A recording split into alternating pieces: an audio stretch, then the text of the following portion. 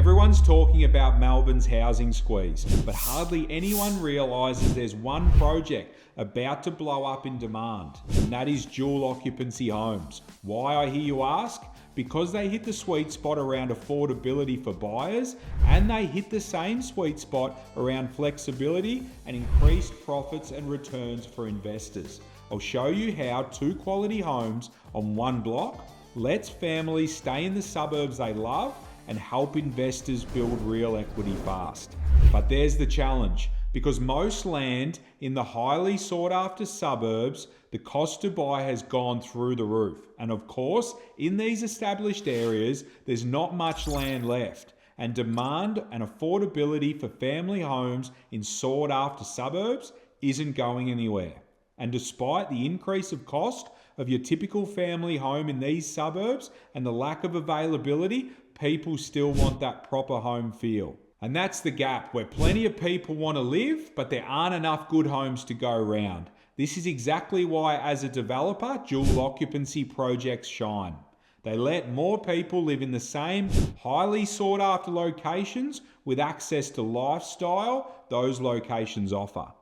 Things like 3 to 4 bedrooms, a study or a second living room, maybe a double garage and private outdoor space. A well-designed dual occupancy home can without a doubt give you the same proper home feel and lifestyle on half the land, inside the same suburb with the same local amenities, just with some more intelligent and modern floor plan designs. Families today are out and about more than they are at home.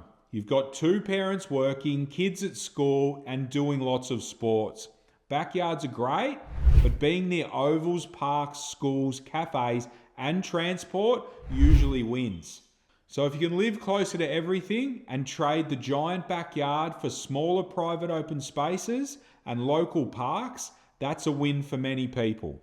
By the way, if you're serious about learning how to find and run projects like this, join our free property developer network with thousands of everyday people in there sharing sites, numbers, and lessons in real time. I've dropped the link below. Now, it's no secret that Australia keeps adding people, with record migration driving record housing demand. While it's happening everywhere, cities like Melbourne, Sydney, and Brisbane are feeling it the most. More households are chasing land that's already in short supply, and not everyone wants to live 50 to 70 kilometres from the central business districts. They want to live in good school zones that they like and still have that village feel, and even things like being near water with shorter commutes to work, all being a big draw card. As we talked about briefly in the introduction, these dual occupancy homes are for the traditional family. They want a place where they can entertain friends and enjoy a barbecue. They want space for the kids, and they want to be able to walk to parklands, somewhere they can walk the dog and kick the footy. They want coffee shops and other amenities close by to make the day-to-day life easier. And the buyers of those homes are going to get a brand new home in the suburb they actually want to live in, not having to sacrifice location for affordability in those outer, more cost-effective, but ultimately less desirable locations. The people who tend to benefit most from these types of projects fall into a few clear groups: owner-occupiers, investors, and downsizers. Now, for the owner-occupiers, it's a great way to stay in the area they love. They can live in one home and either sell or rent the other one out to help pay down the mortgage. For investors, it's about building something that delivers both rental income and equity growth. They want to make money, right? Downsizers love them too. They don't have to worry about the maintenance of a big block. And then there are young families. They're often happy to trade the big backyard for a better location with parks, schools, and shops all close by for the reasons that we just went through. There is, of course, a time and place to build these dual occupancy homes, and it's in the councils where they are pushing for density. So where they are encouraging more homes in existing suburbs through smaller, smarter developments like these. And in the right suburbs, when the project's finished, the combined value of both homes is often higher than what you paid for the land and the construction together. This gap is where you as the developer make your profit. In these older council areas, a straightforward dual occupancy that meets all the town planning rules can move through approvals process in much faster than a bigger project. And if the market's flying, you can sell and cash in. And if it's a soft market, you can hold the properties for brighter days and rent them out. And with the rising population, land values keep rising, which only strengthens the case for smaller, smarter developments. Pull all that together and you've got a perfect setup for dual occupancy projects to continue to explode in the coming years. Now let's talk about why you should build them and why they are important and beneficial. From an investor's point of view, this is where it gets interesting when you build 2 homes on one land holding, meaning you can collect 2 rents. This can also claim depreciation on the new properties, which is a great tax benefit that can help you achieve positive cash flow even sooner. It also means you don't need to wait for capital growth for the numbers to start making sense. You're creating growth yourself by turning one property into 2 and then deciding whether to sell or rent both, or live in one and lease the other. Options as a property developer and investor are everything, and it reduces risk. That flexibility makes dual occupancy projects safer than single build projects, where the outcome depends on just one property. They also make sense because building side-by-side homes is efficient, and because of those efficiencies, the build cost per dwelling is typically cheaper than doing 2 one-off builds at separate times.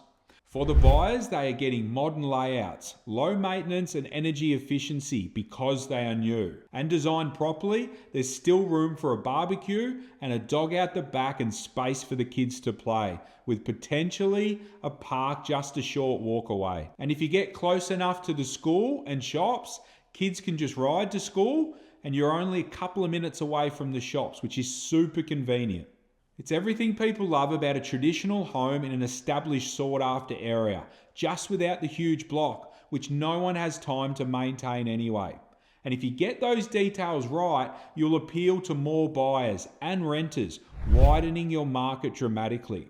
As I mentioned earlier, buyers today care more about their lifestyle than their lawn duty. They don't want to spend their weekends mowing, and investors are focused on generating cash flow, equity growth, and flexibility to reduce risk.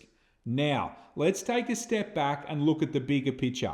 When you tick all the right boxes, council are often able to sign off sooner, which means as a developer, you get shorter turnaround times and lower bank interest holding costs, which you can underestimate the value of. Put simply, you make more money. Then there are the efficiencies with the build itself. They share key services like water and power, sit on one slab, use the same trades, and require less than one site setup, all reducing cost and time. Again, you make more money. Now, if you're out there right now looking for a site to do one of these side-by-side dual occupancy projects, there are a few things to keep in mind. As a developer, the first thing you need to check is that the zoning actually allows for 2 homes on one block. It helps to look for examples on the same street or nearby where others have already done it. And if there's already a few dual occupancy or townhouse developments around it, it can be a solid indicator that council will support your project. Then there are design considerations. You'll also want a block that's wide enough for practical driveways and garages, and a slope you can manage without the expensive retaining works. You want to watch out for trees and overlays that could make things tricky, and think carefully about sunlight and how it will affect your design.